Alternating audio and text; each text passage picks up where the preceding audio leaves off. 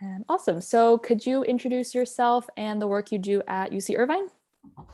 Sure, yeah. My name is Sam Garg. I'm a cornea, cataract, refractive surgeon at the Gavin Herbert Eye Institute at University of California, Irvine. And I have been on faculty about 13 years or so. I'm vice chair of clinical ophthalmology and medical director. Awesome. What disease conditions do you treat? And specifically with the cornea replacement procedure, what does that treat? Yeah, so corneal transplantation is a sort of mixed bag of a procedure. There's multiple ways to approach a corneal transplant. The most traditional way is what we call a full thickness corneal transplant, where we take a blade, which is a circular blade called a trephine, and we cut down through a patient's diseased cornea, and we have a same size or maybe a little different size, but same shape trephine that we use on a cadaveric cornea. And then we replace basically 100% of the corneal thickness, about usually between 7 and 8.5 millimeters in diameter of the cornea. So that's I think what we did in this case.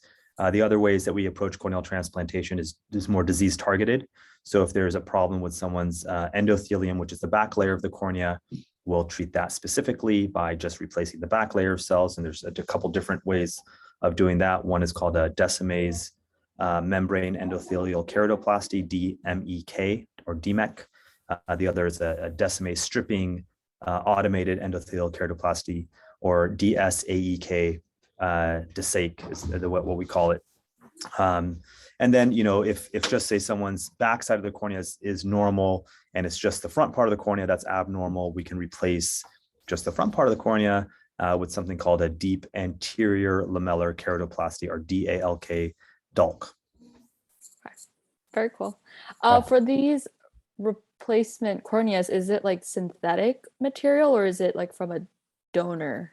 Yeah, so the vast majority of transplants that are done are from a human cadaver. So we generally, there's a very robust eye banking network in the United States, and these tissues, sort of like when someone passes, there's other organs are harvested, kidneys, lungs, heart, whatever it is. The eyes are somewhat easy, if you will, to harvest.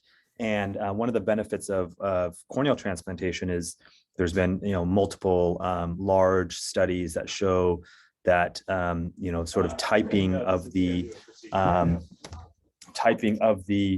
AV typing or ABO typing and HLA typing is not really all that necessary in patients with standard corneal transplants. So and sometimes if patient gets like multiple rejections or whatever it is, we'll look to that. But in general, it's not something we need to worry about because the eyes is considered an immune privileged location. There are a couple of artificial type corneas, the most common being the Boston keratoprosthesis, which we also do here at UC Irvine, which is a partially synthetic cornea. So it's a sort of a synthetic optic or central part, and then you sort of mount that on human corneal tissue to allow for better biointegration.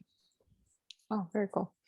Alrighty, so historically, were there any procedural interventions done prior to the development of the corneal transplant procedure, or was it mostly like pharmacotherapy that would be used before, or historically what was done? Yeah. Right. Yeah. So this is you're looking back more than 100 years now on this procedure. So, there's certainly been lots and lots of innovations, and I sort of touched on some of them previously, sort of going disease targeted for corneal transplantation. Usually if someone needs a corneal transplant, we've exhausted all non-interventional procedures. So drops won't help with that, or not help sufficiently. Right now we have really good contact lenses that can sometimes avoid the need for a corneal transplant. But if someone's cornea is scarred or infected or opaque, really the answer is a corneal transplant. But there's a lot of considerations that go into it, right? Just like any other transplant in the body, we really want to make sure that the patient's aware of what that means for them, not just short-term, but long-term. Once you transplant something, there's some uncertainty for how long it'll last for a patient. If the patient's really young and they have a really robust immune system, will they reject that graft? There's other issues that can happen: glaucoma, cataract, swelling of the cornea can happen subsequently, and sometimes then you need a corneal transplant for corneal swelling. So there's lots of factors that come into play. I wish it was just very straightforward and regimented how things have come along, but from the earliest transplants, there's been a lot of innovation in suturing, suture technique, ways to protect the endothelium so it doesn't get damaged. Tissue storage medium. So now, if we have, if you watch sort of like, the TV dramas on transplantation, it's like they're flying it in a helicopter, and, you have to be ready to go. Corneal transplantation is not that way. In general, if we can have these as scheduled cases, as long as the tissue is within about 2 weeks from harvest, we have tissue media that can preserve the tissue and maintain it so that we can transplant these tissues safely and with good long-term outcome. Very cool. Wow. So you talked a bit about like improvements over the past 100 years or so with this disease state and how to treat it. Do you see any room currently now for more improvement, or what would that be, or what would that look like? Yeah, great question. So, people are looking at all different kinds of different synthetic compounds for transplantation. There's a lot of work being done actually in sort of ex vivo expansion of certain cell lines to help, maybe create a truly artificial cornea that is engineered, but still living tissue versus some kind of synthetic tissue. One issue that we have with synthetic tissue in the cornea is the cornea tends not to take well to it and will either extrude it or it'll generate an inflammatory response, and then you'll get neovascularization.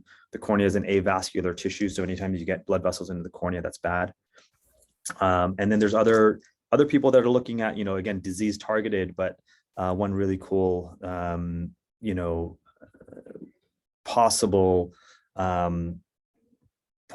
therapeutic is taking corneal endothelial cells, culturing them, and then injecting them into the anterior chamber of the eye, and having a patient sort of lay face down for a couple hours, and those cells then integrating into the cornea to avoid the need for any kind of actual transplantation, as we know it today. Wow, that is actually very cool. So yeah, those are all the questions we had for you today. Okay. It was super interesting to hear about the work you do and the wonderful technology that has, gotten us to this point and allows you to do the great work that you do. So thank you again. And Pleasure.